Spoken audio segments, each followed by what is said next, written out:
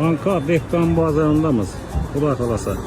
Assalomu alaykum, assalomu alaykum. Kanalımıza hoş dostlar. Sizlere bugün Anka bozorunda şu yangilikni aytib o'tacakmiz.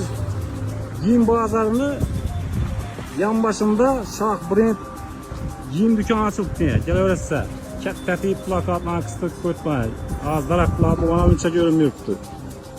Kelaverasizlar şöyle acayip narsalar var ekan. Kiyim kechaklar, krossovkalar har xilisidan.